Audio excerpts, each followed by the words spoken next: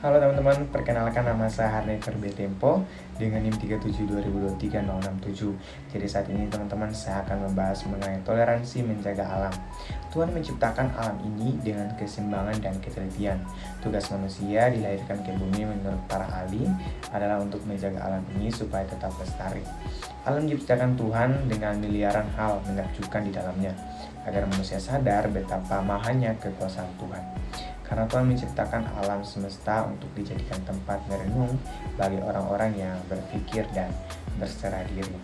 Toleransi bukan sebatas saling menghargai antara manusia dengan manusia lainnya, tetapi juga bagaimana manusia toleran dengan alam.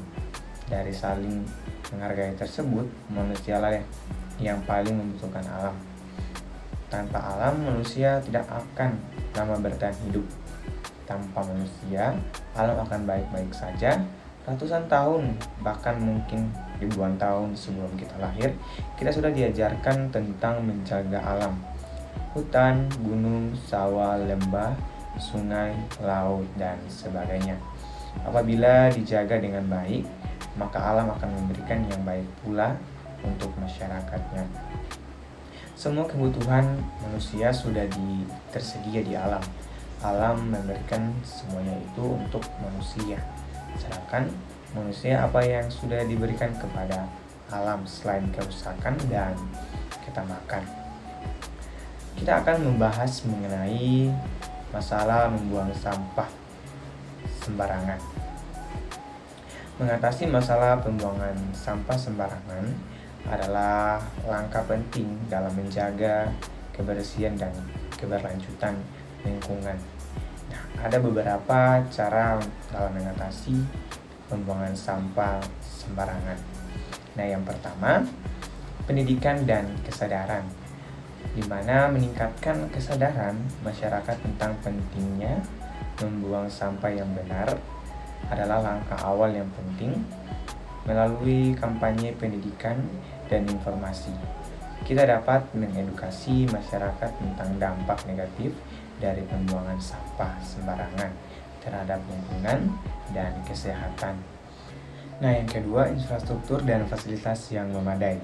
Membangun infrastruktur dan fasilitas yang memadai untuk pengolahan sampah sangat penting. Ini termasuk penyediaan tempat sampah yang cukup di tempat umum, sistem pengumpulan sampah yang efisien, serta fasilitas pengolahan sampah seperti tempat pembuangan akhir yang terkelola dengan baik atau pabrik daur ulang. Nah, yang ketiga, daur ulang pengolahan sampah organik. Ini mendorong praktik daur ulang dan pengolahan sampah organik adalah cara efektif untuk mengurangi jumlah sampah yang akhirnya berakhir di tempat pembuangan akhir. Masyarakat dapat didorong untuk memisahkan sampah menjadi kategori yang berbeda seperti plastik, kertas, logam, dan sampah organik, sehingga dapat diolah kembali atau dikomposkan. Nah, yang keempat, kampanye dan sanksi. Mengadakan kampanye yang kuat untuk mengubah perilaku masyarakat dalam hal membuang sampah sembarangan dapat membantu mengurangi masalah ini. Selain itu, penerapan sanksi atau denda lagi pelanggaran pembuangan sampah sembarangan juga dapat menjadi langkah yang efektif untuk mendorong kepatuhan terhadap peraturan. Nah, yang kelima, partisipasi masyarakat. Melibatkan masyarakat secara aktif dalam pengolahan sampah dapat memberikan dampak yang positif. Masyarakat dapat diajak untuk berpartisipasi dalam kegiatan pembersihan lingkungan, program daur ulang, atau pembuatan kompos. Dengan melibatkan masyarakat, mereka akan merasa memiliki tanggung jawab dalam menjaga kebersihan lingkungan. Yang keenam, inovasi teknologi. Mengembangkan dan menerapkan teknologi inovatif untuk pengolahan sampah juga dapat mengatasi masalah pembuangan sampah sembarangan. Contohnya, penggunaan sistem pengolahan sampah terpadu seperti pembangkit energi dari sampah atau teknologi pengolahan limbah yang ramah lingkungan. dengan mengembangkan pendidikan, kesadaran, infrastruktur yang memadai, dan partisipasi aktif masyarakat, kita dapat mengatasi masalah pembuangan sampah sembarangan secara efektif. Nah teman-teman, komunitas lintas agama dapat berperan penting dalam mengatasi kerusakan alam dengan bekerja sama.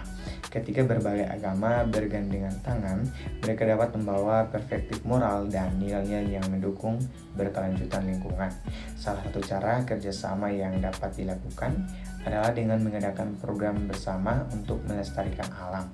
Misalnya, komunitas lintas agama dapat mengorganisir kegiatan penanaman pohon, membersihkan sungai, atau mengadakan kampanye pengurangan penggunaan plastik. Dalam hal ini, setiap agama dapat memberikan pandangan dan ajaran mereka tentang pentingnya menjaga alam.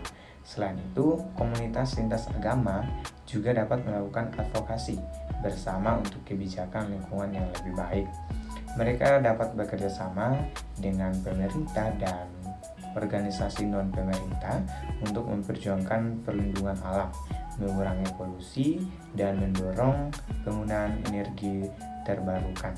Dalam hal ini, penting bagi komunitas lintas agama untuk saling menghormati perbedaan, keyakinan, dan bekerja sama secara inklusif dengan saling mendukung dan menghargai satu sama lain.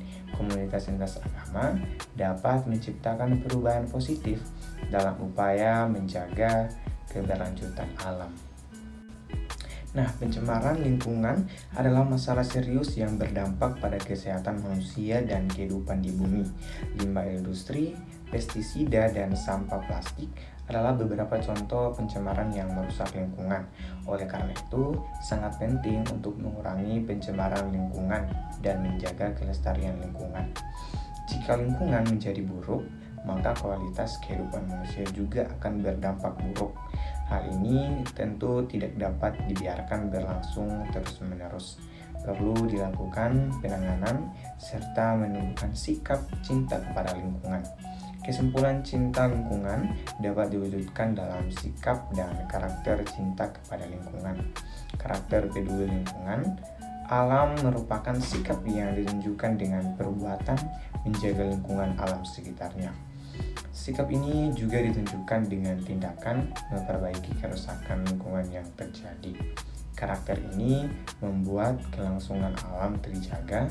Membangun karakter peduli lingkungan juga perlu dibangun dengan konsisten. Sikap karakter cinta lingkungan sebaiknya ditanamkan sejak usia dini, dikarenakan karakter ini membutuhkan sebuah proses internalisasi sehingga ketika dewasa kelak memiliki sikap peduli lingkungan di sekitarnya. Dalam hal ini adalah sampah. Kesimpulan yang dapat diambil adalah bahwa toleransi sangat penting dalam menghadapi kerusakan alam, di mana toleransi memungkinkan kita untuk bekerja sama secara efektif dengan berbagai pihak dan menghormati perbedaan dalam upaya menjaga keberlanjutan alam. Memungkinkan kita untuk mengedukasi dan meningkatkan kesadaran masyarakat tentang pentingnya menjaga alam. Dengan pendidikan dan kesadaran yang lebih baik, kita dapat mengubah perilaku dan mengadopsi praktik berkelanjutan dalam kehidupan sehari-hari. Dengan menerapkan toleransi dalam menghadapi kerusakan alam, kita dapat menciptakan lingkungan yang inklusif, saling mendukung, dan berkelanjutan untuk generasi saat ini dan masa depan. Nah teman-teman, sekian dari pembahasan saya mengenai toleransi menjaga alam. Terima kasih.